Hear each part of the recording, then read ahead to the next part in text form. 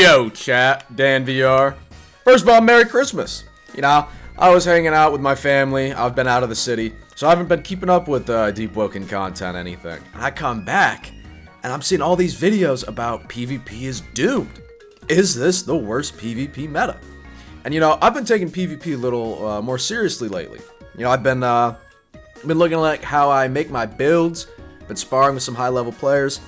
You know, I've really been on my grind. And I thought I wanted to give my insight on where PvP went wrong. Because undoubtedly, PvP is in a terrible state right now.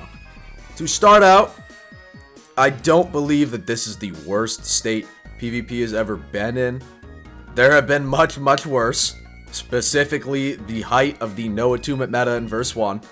I would rather fight every single sheep and sheepskin build he has ever made at the same time before I go anywhere near a chilling Gladius Justicar with 700 health. Yeah, man, I'm good. But I want to talk about some of the changes that I believe really did a number and put us in such an unfortunate space. So, first of all, actual parrying. Parrying now is way too easy. It is way too easy. There is not enough punishment for actually, like, messing up your parries. And when I say that, let me explain, because it's much easier now to get comboed. When I say there's not as much punishment for parrying, it's because, yeah, so it's much easier to parry. They increased the parry window. And if you're running a meta build, which you should be, you're going to have 6 erudition. So if you even do mess up a parry and you can't recover, just vent. Like on my 6 erudition build, I can vent from full tempo like 7 times in a row. Vent is just, it's a get out of jail free card. And I understand where they were going for, because they wanted to make the game more punishing. They wanted combos to be much more prevalent in combat. But, I don't think they anticipated Vent being this strong. So, maybe we touch up the parry window a lot. Make it much harder to parry. Okay? Another thing relating to parry is I think posture should be nerfed. It's ridiculous. You can just sit behind your shield and have like 40-50 posture, and you don't even have to worry about parrying. You can just tank entire fucking... Like, you can tank entire combos. And if you ever feel like your posture is really high, like when the fight is about to like shift into your opponent's favor, all they have to do is hit a single crit or a spit, and their posture is straight back to 0. That's not fun to fight against. It can't be fun to use. No, man. That's got to be touched up. Another big change is the lack of speed in combat now. When you look back at verse 1 combat, actual movement was such a key part in how you played. Slide techs, jump techs, all these different techniques involved around the movement around your opponent, around your M1s. That made such a big difference. You could tell like the difference between a good player and a great player because of how they utilize movements in fights. Now, you can just parry bot. Like, you just stand still, and you just AD, like, strafing back and forth, either holding your shield or parrying until you can use some, like, giant zoning mantra.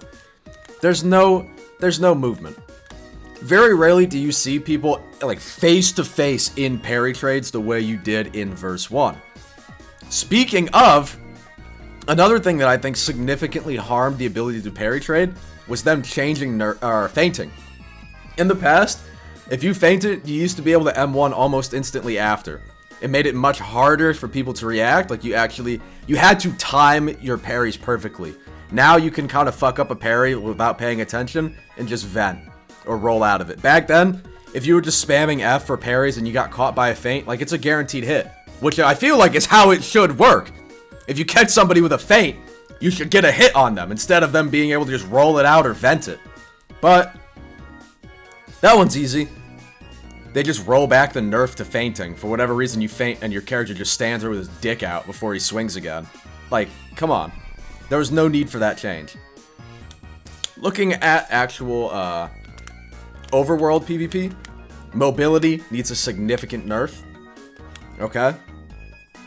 There's no reason why Star Kindred Wing Dash should give as much mobility as it does.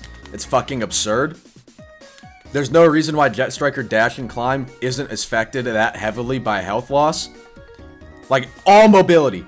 Your Star Kindred dash, your Jet Striker dash, your Jet Striker climb, all mobility. Your run speed, your jump height, the way that you swim, everything needs to be tied to your health. If you are low health, you should not be able to do this insane fucking mobility. People talk about how, oh, back in verse 1, though, you could get into parry trades and fights would last 20, 30 minutes. First of all, you're lying to yourself and you're lying to everyone around you. That's a bad faith argument. Okay, because the actual, like, reasoning behind changing parry, the example we were given was, like, deep league matches between Lancelot and Misery. Maybe 30 to 50 players were capable of parrying so well that they were never hitting each other, okay? You were lying to yourself and everyone around you, but yeah, I used to get in these long parry trades. No, you didn't. No, you didn't. 90% of players were not getting into the parry trades that were complained about at the highest level. You weren't. And if you want to talk about fights last longer now in verse 2. Go look at high elo chime, man. Go watch like a fucking no-go coaching video or some shit. Most of these fights end when the storm comes in and kills whoever had less sustain. These fights take forever. In the overworld, the fight never ends. You'll be fucking fighting each other, walking back and forth, throwing out mantras, which is boring as hell. And then whenever somebody decides, fuck it, I'm too low, they just pop their wings and fucking straight up fly away. They fly to the next luminate. You can't end fights. There's no way. There's no way. And when people do start to run away, because of this fucking stupid, I hate this change, the running change, where if you're running at somebody and swing, you like back attach to them. First of all, why? In order to nerf running, you now made it stronger than ever? Because if you're trying to chase the guy that you know is low, his teammates just coming back attached to you. It's like Synapse still works, man. Just taking turns back attaching. You can never build momentum to actually catch up to these people. Even if you do hit them once, 3 fucking people are about to teleport over and give you back shots. Remove that from the game. Now, with actual builds, we're on the right track. The nerf to like high talents in Shrine of Order, perfect. We're in the right direction. Okay? The way Shrine of Order always should have worked is that you can either be the jack of all trades or the master of a few.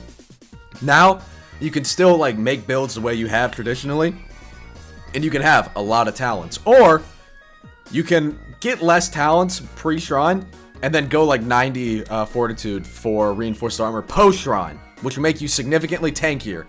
That's how it always should have worked. We are on the perfect track with those changes.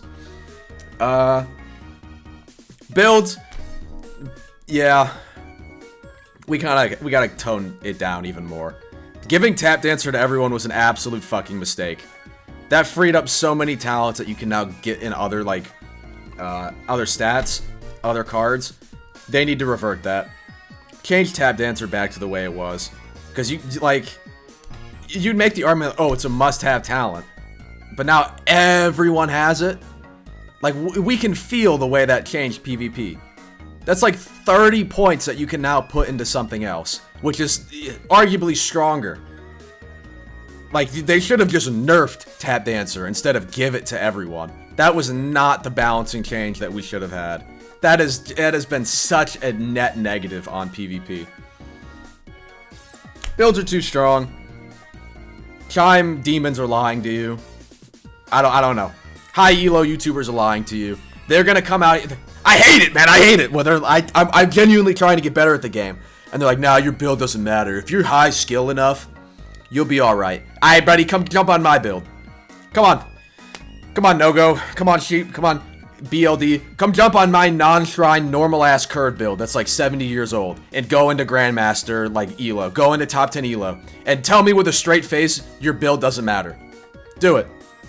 And these are the same people who would make these builds or make these guides that are like, how to improve in PvP. And they're like, yeah, so step 1, make a cancer OP build so you can artificially inflate your elo and practice against better players. Like, skill does matter. This is still a very skillful game. But skill has a glass ceiling that you cannot break through without the proper build. You can only get so far on just skill alone, and then your build gives you the sustain, the tankiness, the utility to break through the next height. Because I like No-Go's content, I like Sheep's content, I like BLD's content, I like all of these people. I'm just saying, when they do build showcases on normal builds, they're like 14, 1500 elo, getting the shit beat out of them. And sure, maybe they're not trying, which is probably the defense that everyone's going to give. But like, what does trying look like for you? They don't have any of the mantras or utility they need. So, I don't know about that.